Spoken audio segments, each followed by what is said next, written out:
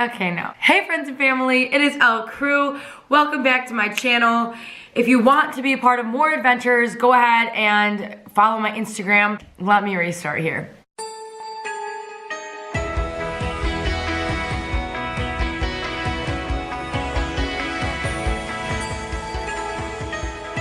As many of you know, I am going to spend a semester studying in France. By the time you're all seeing this, I'll be in France already. I'll be at my host family's house. I thought that it would be so fun to reread my journal from the first time that I went to France. This took place the summer in between my junior and senior year of high school, which feels like a lifetime ago, but it's only been like 4 years. I'm a little bit nervous, but let's do it. Okay, so this was April before I left. Here's what it says. Currently, we're 48 days out. 48 days until we depart. 48 days until I leave the country for the first time. France is something I've dreamed of since I was a young girl. It's hard to fathom that in just 48 days, I'll leave on this crazy new adventure. I crave it. I think it will taste like freedom. This journal is dedicated to my trip across Normandy, Brittany, and Paris. I think about this every day. Only 48 more of these pressing days until it's real. This will be a wild one. I sound the exact same. Like, this is like the kind of stuff that you hear exactly in my journal today. Planned out like my outfits. That's one thing that's different, is like, I don't really care anymore. Like, I've grown so much to like, I really don't care. Like, I'm gonna do my best to not look American while I'm there, but I literally like planned out my outfits to a T. We just boarded our first flight. We unfortunately have a 4-hour layover in Detroit. Today I got a text from Tori. It was pictures of, oh my God. I'm not going to react. I'm also not going to let us spoil my trip. This is time I will never get back, doing what I've dreamed of for such a long time now. That's actually hilarious. Dude, so basically I got a text from a friend. I don't even remember this happening. And it was like, just some bad news about like this guy I liked or whatever. And I don't know, I think I've always known the importance of like staying focused on like your personal legend and like letting that take off. And so I like didn't want to let that ruin my trip. Like, I was going to France, dude. It's so important to not let things affect you when you're doing something that's important to you. Does that make sense? 2019 is a year of no FOMO, and I'm like so excited to be in France no matter what. So another journal entry. It has been about the craziest day of my entire life, and it is so hard to go into detail about it because of how exhausted I am. Also, we saw the Musée du Louvre today. It was beyond incredible, and I can't even believe it. I saw the simply a beautiful Mona Lisa. I saw some phenomenal pieces of art that I never even knew existed.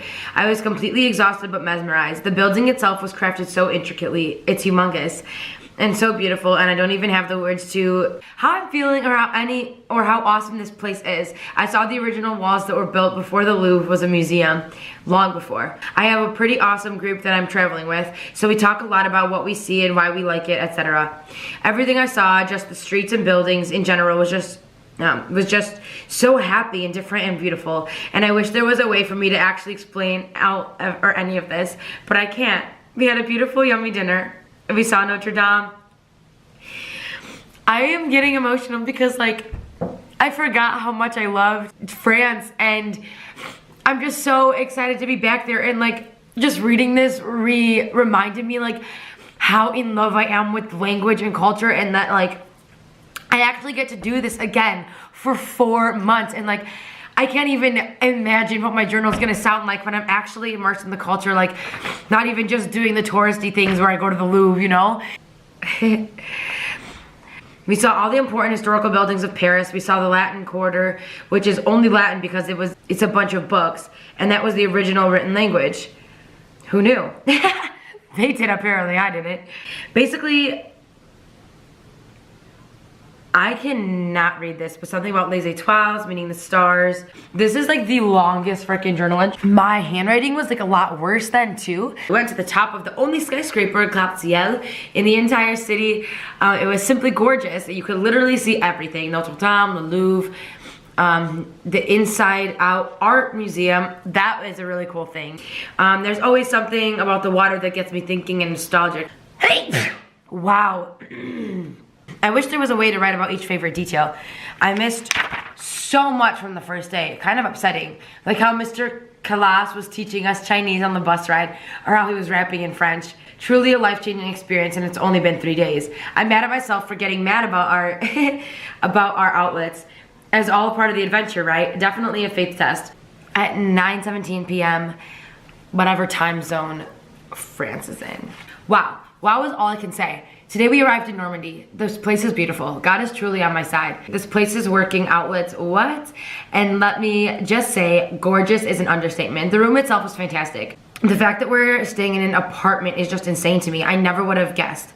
I am so bad at pronouncing French cities. Fun fact, throw a crumb to a bird, and then they all started to attack us. Dude, literally, I remember this like it was yesterday because we were sitting on the steps of just like, I don't even know how to describe it. It was like this little patio type area in between a bunch of like restaurants and whatever.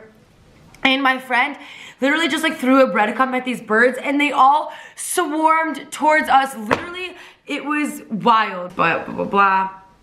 Today we traveled to a small village of Normandy called Honfleur. This was probably one of my favorite villages. I'm just saying, like I remember like every detail about it to this day.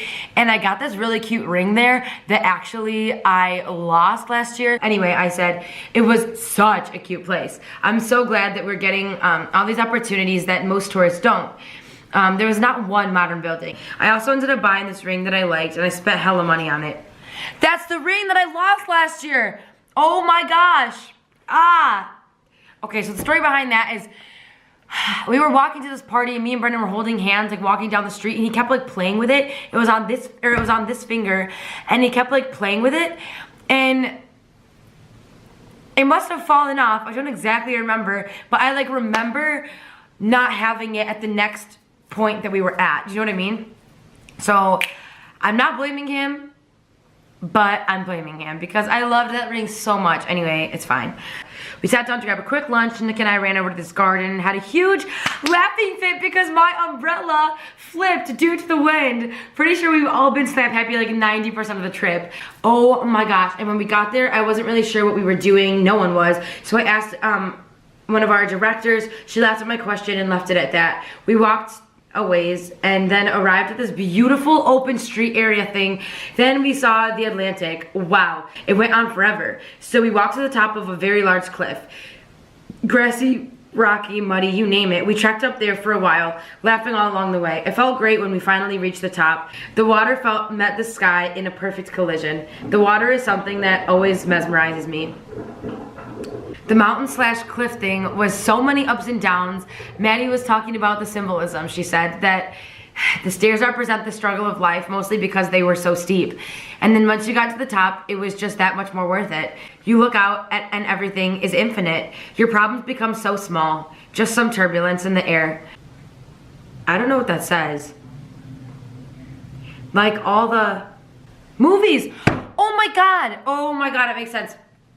It's hard to read this because like this color is like bleeding through to this page and it's kind of upsetting because I can't really read it. But basically it ended by me saying, I never want to leave this magical place.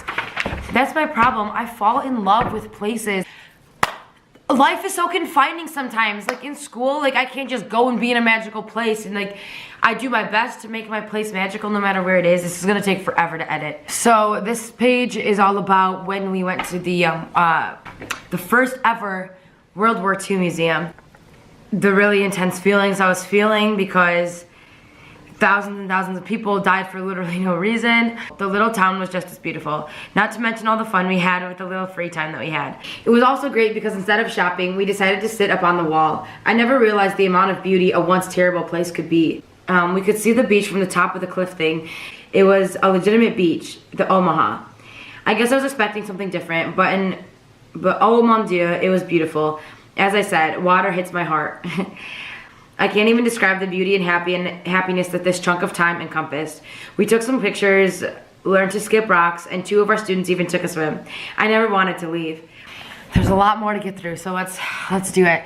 Another indescribable day. I don't know why I expected anything else. It's our second night and last at this hotel in Saint-Malo. I loved Saint-Malo. That shit was beautiful. We rode out to Mont Saint-Michel, and it was really interesting to learn all the history, a city upon a hill. A push connection. Oh my gosh, Mr. P should be so proud of me. wow. It was cool to see like how I was really connecting with like God at this time in my trip. I think it really helped me for that time in my life. So later we all went up. Oh my gosh, we literally found this secret staircase. I must have written about it. There was a secret staircase like inside one of the big buildings on like the island of Saint-Malo. You like went all the way up. I have to have pictures somewhere. I don't know if we were even allowed to be in there, but like there was this other family, but I got like so claustrophobic at one point because the staircase is like this big, right? And dude, that was one of the craziest things. Like, I don't know if I can make it up there. And finally we get to this door, right? Thank God it wasn't locked. We're like up in like, I really don't think anyone was meant to be up there, but like there was a small walking path and this view was for the books. Like I'm saying, like it was amazing. I'm just gonna talk about this separately, but my journal, we were talking about, we met this lady, we were just sitting on like the sidewalk eating sandwiches, right? And it was like really getting down to like the end of our trip. And this lady walks up and she was like, bon appetit. And we're like, oh, like oui, whatever, trying to be French. And this lady did not speak English, like, at all. And she started asking us, like, she could tell we were American, obviously. We didn't sound French or whatever.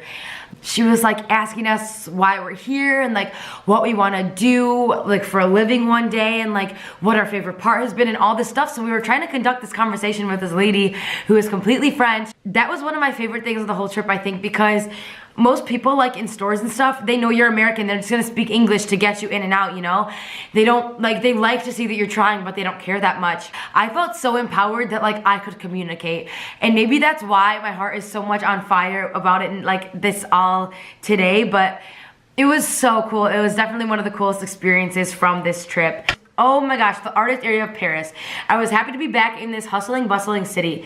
Today was La Fête de la Musique. This was the coolest thing ever. But we did some last minute shopping, got some ice cream, and then found a nice spot to chillax. There was a large hill overlooking the city of Paris, and there were many party people and teenagers, and the four of us fit right in. This past 9 days have just been one crazy adventure, so satisfying. And when we arrived back to our original spot, the bus wasn't there yet.